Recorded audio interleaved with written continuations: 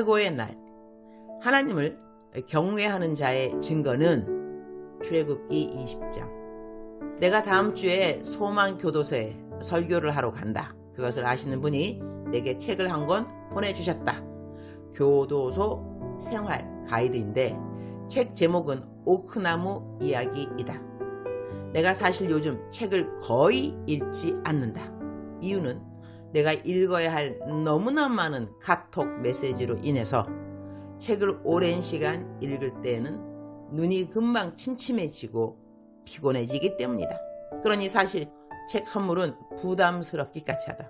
그러나 내가 교도소에 대한 부분은 모르는 것이 많은지라 혹시라도 내가 교도소에서 설교할 때 말에 실수를 해서 내 설교를 듣는 분들이 나의 설교 메시지가 하나님을 만날 수 있는 통로가 되기보다는 거부감이나 부담감을 느낄 수 있는 우려가 있어서 책을 펴서 막바로 읽기 시작했다.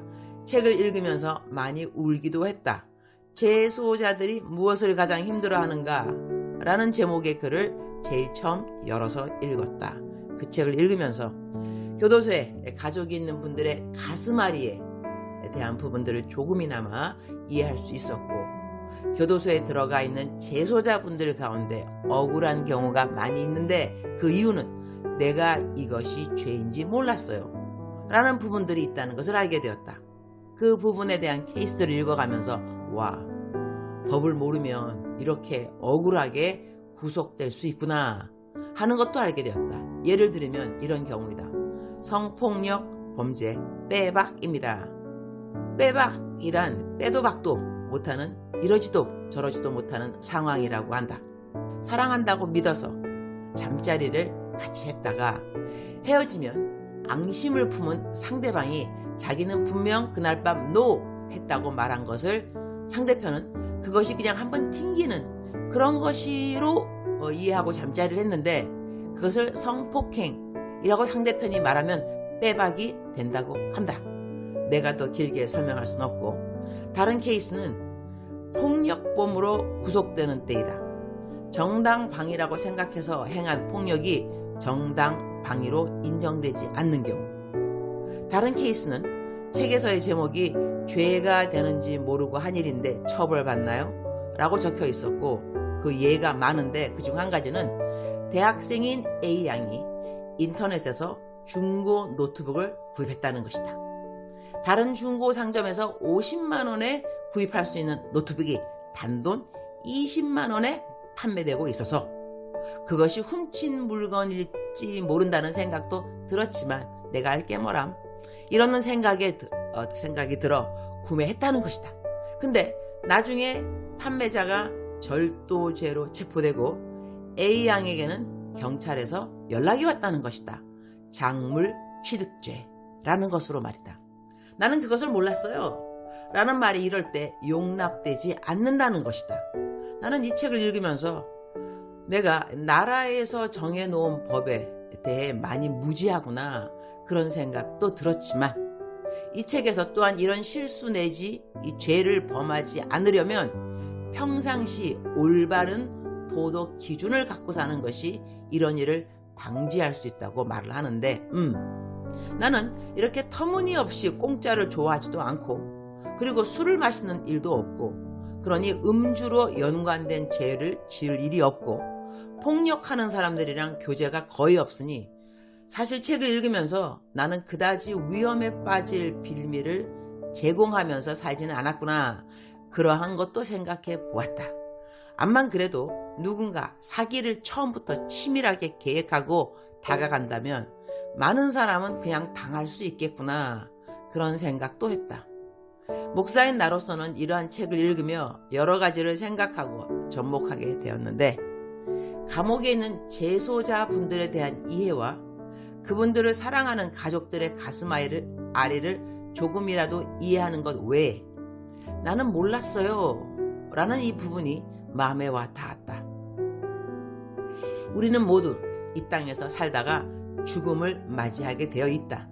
그리고 난 다음에는 하나님 앞에서 모든 사람은 서게 되어 있다. 그때 나는 천당이랑 지옥이라는 곳이 있는지 몰랐어요. 하나님이 있는 줄 몰랐어요. 내 죄의 대가가 지옥이라는 것 들어는 보았지만 믿지는 않았어요. 이렇게 말한다고 그 사람이 그 죄를 사함받는가? 그렇지는 않다는 것이다.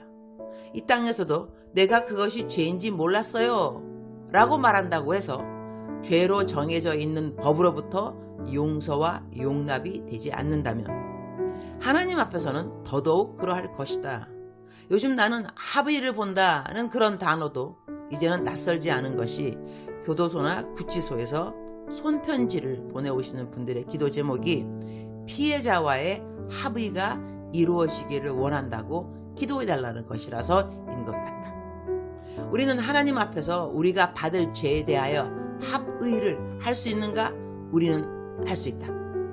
그 합의에 합당한 벌금이나 대가를 치르라고 하면 예수 그리스도 그분의 십자가에서 죽으심이 바로 나를 대신한 형벌이기 때문에 나는 지옥에 가지 않아도 된다. 나는 내가 받을 형벌을 100% 용서받을 수 있는 것이다. 나는 예수가 나를 대신해서 죽었다는 것을 몰랐다.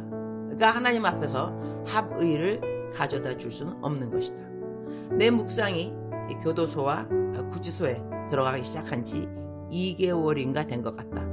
지금 70명가량 재소자분들이 매일 내 묵상을 읽는 최고의 날 묵상 식구들이 되었다. 하나님을 아버지로 부르게 되었다면 우리는 모두 한 가족이 된 것이다. 지금 나에게는 중보 기도방 중에 한 방이 더 늘었다. Prison Revival 중보 기도방이라고. 이 방에서는 재소자분들만을 위한 기도를 한다.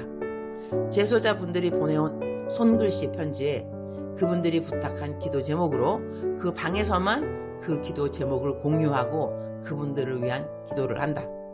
그 방의 기도를 통하여 놀라운 일들이 계속 일어나고 있다. 합의가 안 될 줄 알았던 케이스들이 피해자와 합의가 이루어지는 일들도 일어나고 있다. 기독교로 개종한다는 분들이 늘어나고 있기도 하다. 하나님이 왜 나에게 이 교도소 사역의 동력의 문을 열어주셨을까? 나는 예수님이 이 땅에 심판주로 오실 날이 정말 가까웠다고 믿는 사람이다. 어제보다 오늘 더 가까워오는 것은 더더욱 분명한 사실이다.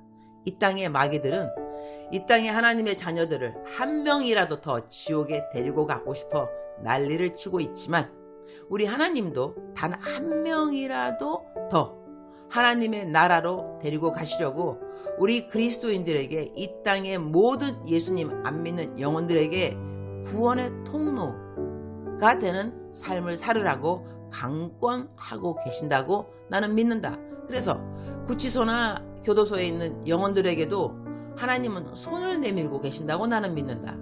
어떤 사람은 우리가 모두 죄인인데 누구의 죄는 들켰고 누구의 죄는 들키지 않은 것뿐이라고 한다. 내가 믿기로는 우리 모든 사람은 죄인인데 누구의 죄는 사함을 받았고 누구의 죄는 아직 사함을 받지 않은 것이 가장 큰 차이점이라고 생각한다. 출애굽기 20장 20절 모세가 백성에게 이르되 두려워하지 말라.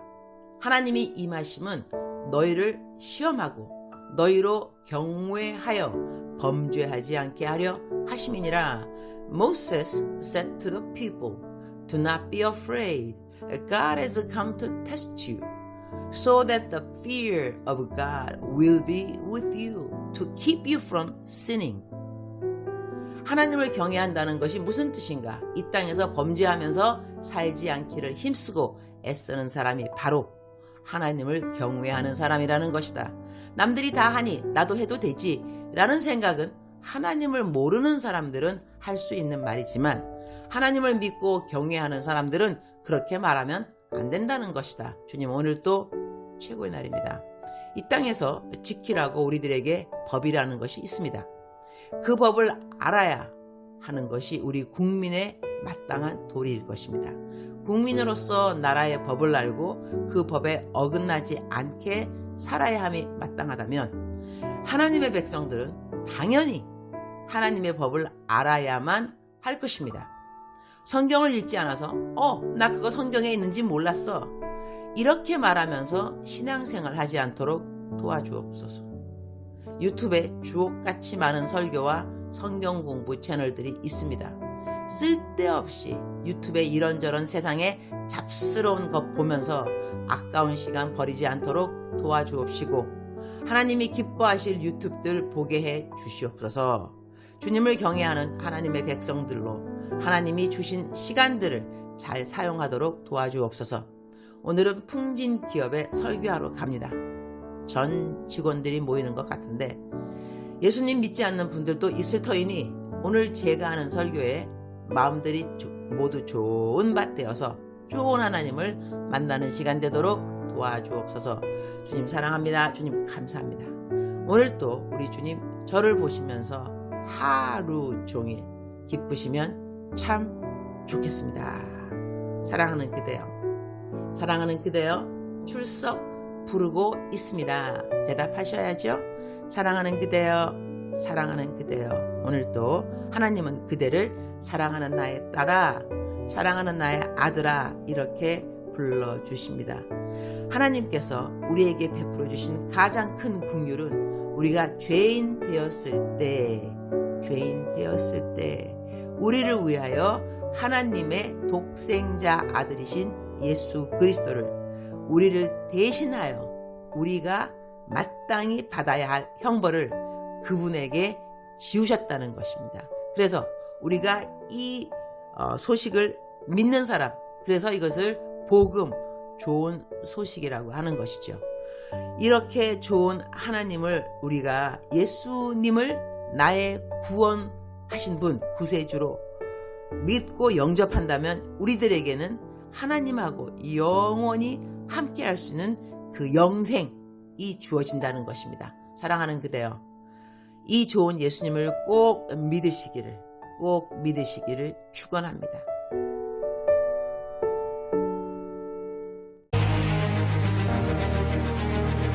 우리나라의 모든 구치소와 교도소에 하나님의 말씀의 물결이 넘치는 날이 속히 오게 될 것을 믿는다.